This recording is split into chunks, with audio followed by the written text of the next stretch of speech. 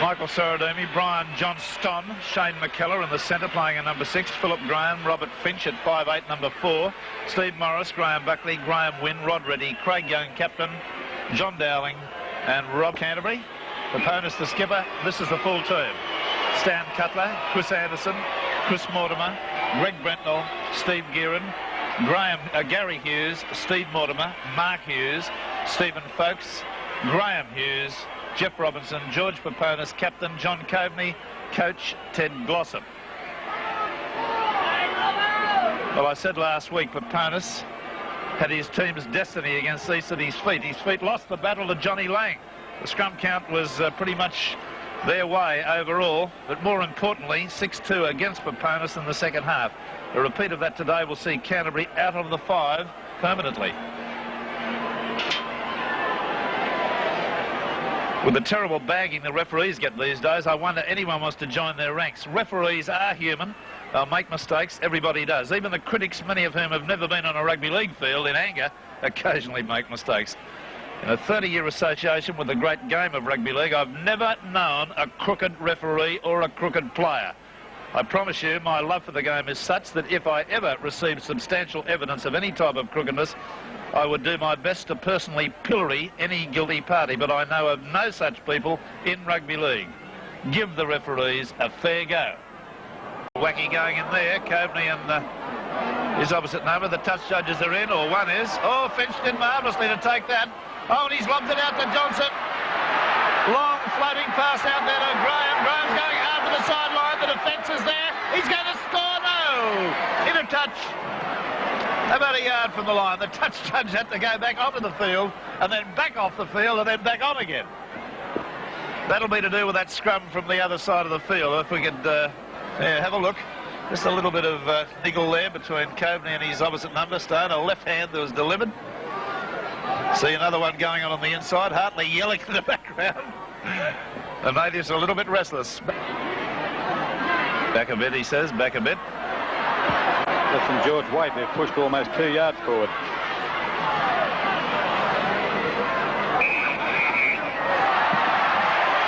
He's gone for the penalty against Canterbury for collapsing the scrum, and no doubt that was due to the push by St. George over the top.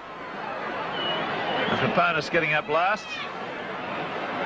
First down, last up.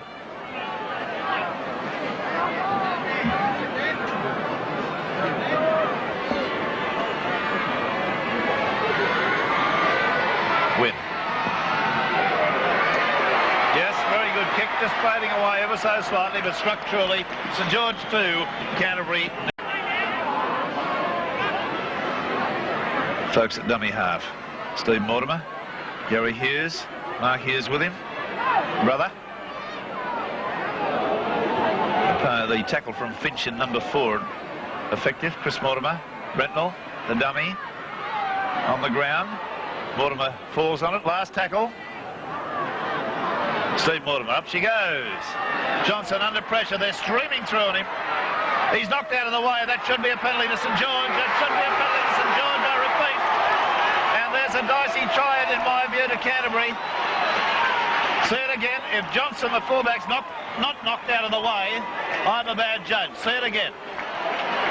Now watch the bomb go up. Steve Mortimer hangs in the air. Now watch it. Oh, he's knocked out of the way completely. He didn't get a look at the ball. The pass was well and truly out to Gearin, who was on the spot to score it, but that one's a controversial one in my view. Now watch Johnson from the other angle. Yes. Rubber the green, I suppose.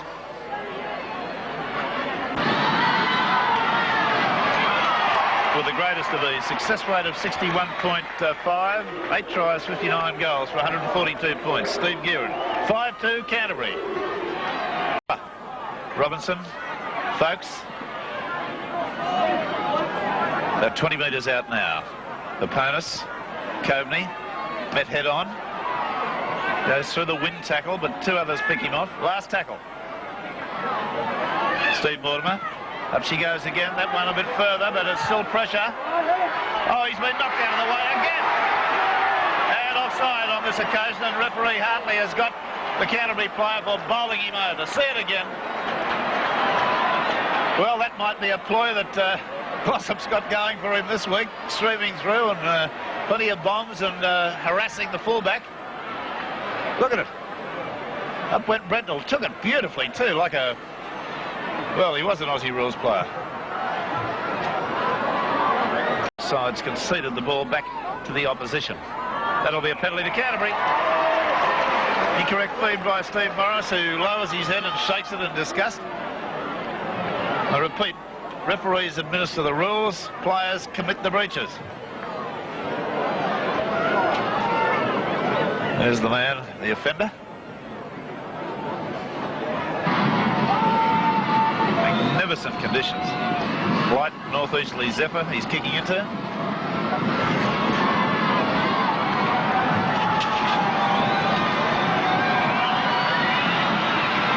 Gearin. Successful. Canterbury 7. St. George 4.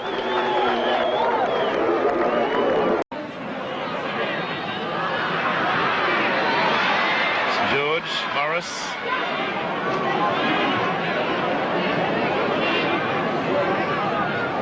Fitch. Nice pass out there to Johnson. Split the gap. He can go on with this.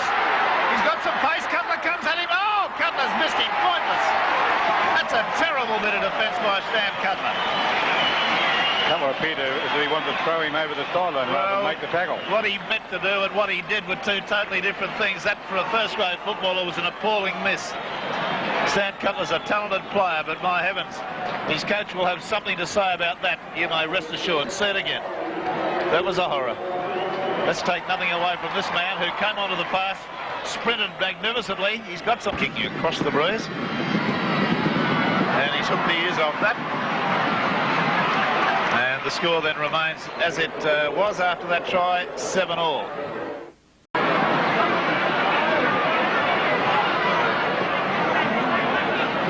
Dowling. Buckley, Young, to Buckley. They pile in and bury him. Maybe 35 seconds unofficial time. Steve Morris. Well volleyed there by Brian Johnston.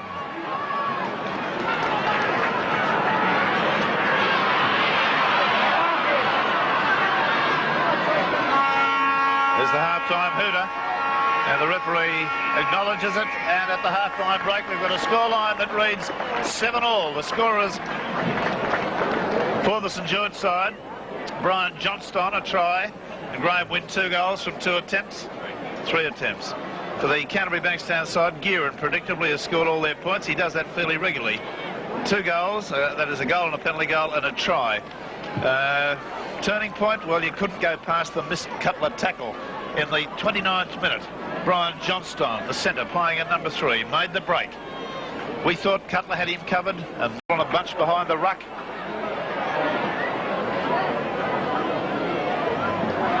Coveney.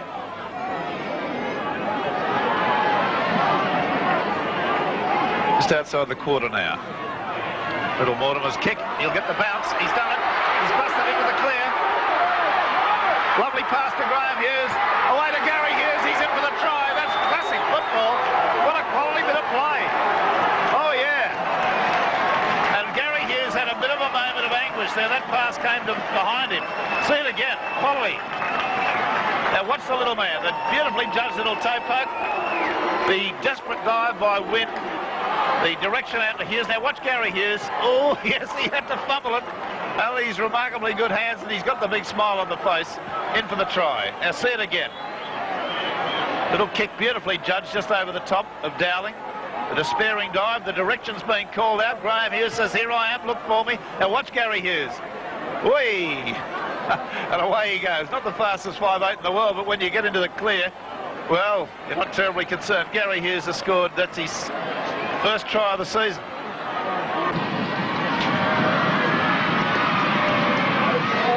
And again, he hooks it slightly. Not quite the professional goal kicking we come to associate with this man. 10-7, Canterbury. Robinson off and Moffat on. Moffat in what number? 16? Number 16.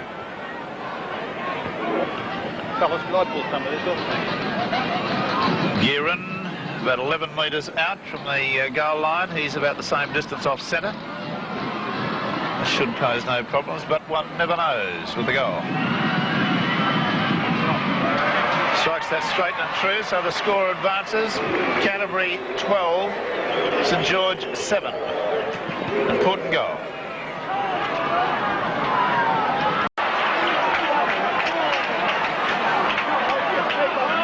Steve Mortimer running from dummy half. Back to Graham Hughes. Hughes going forward, looking good. Very good ball runner. Mark Hughes, Paponis, Gary Hughes, the dummy right through the gap. He's got Cutler on the outside. Cutler will go on with this and score. Yes! Don't touch judge flags. That's a fair try. Gary Hughes. Well, bless my soul. I'm not suggesting he's not a great player. I think he's got a lot of talent, but for him to be able to accelerate and go through an opening doesn't say a lot for the defence, because he's not the fastest 5'8" in the world. Let's see it again. The opening came. Now, who did he beat? A little dummy. Buckley took the dummy. The selective pass onto Cutler, and over he goes.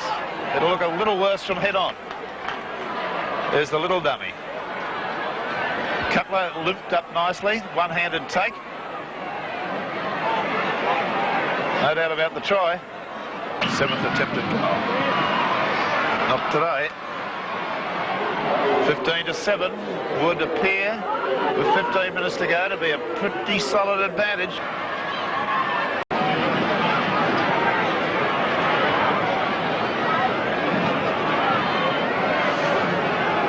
Last half minute. Moffat took the return pass, only about 13 metres out, and that's the error situation. 11-all. The number of times each side has given the ball back to the opposition. By our count, we've got about perhaps unofficially 20 seconds to go. A resounding and good win to the Canterbury side. They won the last scrum. Mark Hughes takes what could be one of the last tackles. Gary Hughes. Bretnell. Cutler. Oh, and if he could have got the arms free and got a pass to Anderson there. There's the hooter. That's the end of the section. Canterbury come up with a fine win away, continuing their good run of form against St. George at Jubilee Oval. 15, Canterbury 7. To a note I've got here, because it was quite an extensive one. There was, in the 9th minute of the second half, Steve Morris made a little bust, and it looked like dead set there was a try on. He threw the pass, Robinson from Canterbury intercepts, and then 1 minute later, at the far end of the field, you know what happens. Gary Hughes is scoring a try laid on by Steve Mortimer. We think that was the major turning point. Stone. That's a good prop forwards roll, straight and hard, sucking the defence to him. Craig Young. Ready.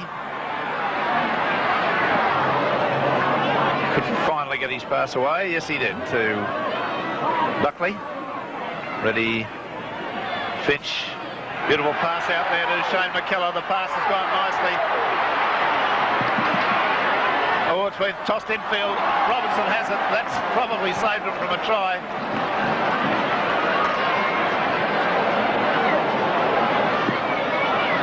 That was a moment of truth. Canterbury looked just a little bit flattened at the moment, as if some of their players are feeling the wear and tear. All in a bunch behind the ruck.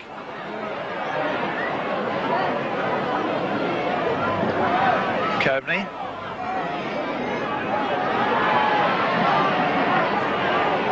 Just outside the quarter now. Little Mortimer's kick. He'll get the bounce. He's done it. He's busted into the clear. Lovely pass to Graham Hughes. Away to Gary Hughes. He's in for the try. That's classic football. What a quality bit of play. Oh, yeah. And Gary Hughes had a bit of a moment of anguish there. That pass came to behind him. Well, that was the try you set up. It was a very nice try to watch. It was a beauty. What went through your mind? Oh, thanks, Rex. But, well, St. George on our line, and we had the ball, and I think it's the best place to attack, really. And, of course, Stevie Morris was up in the line. There was no one at home, so a little chip over, and there's a bit of a gap to run through. And lucky enough, the bounce come my way, and saw Graham Hughes calling on me left and stand, but Graham Hughes in a better position, and gave it to him, and he held it up for Gaz, and Gaz went over in the corner with his pace. I think there's a bit of play on words on the pace there, wasn't there? Listen, you must have been really keyed up for that one, because if you don't mind me saying so, I think the last time you played St George up here, I think Stevie Morris gave you a bit of a whacking. Oh, I wouldn't call it a whacking, Rex, but he scored 2 tries and they beat us quite convincingly. But I think Canterbury go well when the backs are to the wall, mate, and we had to win today. And I think that I look at it that I'm part of the team there. Us 13 beat those 13, even if Morris is in there or not. We beat those St George. We beat them well today. But you do have a personal thing with Morris as far as wanting to get over the top of him, I would imagine, wouldn't you? Oh, well, mate, it's always written up that he's going to be the next Australian half or whatever. But, mate, I want to see if I can stop something like that. You want to be the next Australian half? My oath I do, mate. How old are you now? I'm 23. So you're 23, you've been around a while in Sydney football. People tend to think you're older than that. Yeah, well, I come to when I was 18, and I've had 5 years in Sydney football now, and I hope to have another 5. One thing you might get yourself into trouble for, you know, today you knocked over the referee, Mr. Greg Hartley. Well, mate, I saw it on the blind. I think he must have seen it was on the blind too, and we both flashed togetger. Well, I think it's not a bad note to go out, and if we show you going over the top of him and knocking him to the ground. Okay, mate. Our award winner today was Steve Mortimer, the little halfback for the Canterbury Bankstown side, who initiated the try scored by Gary Hughes, which was the turning point in the game. And I thought it must have been a personally satisfying game for him, because he got over the top of Steve Morris today, in my view. And he's had his backside whacked a few times by Steve Morris in the last year or so.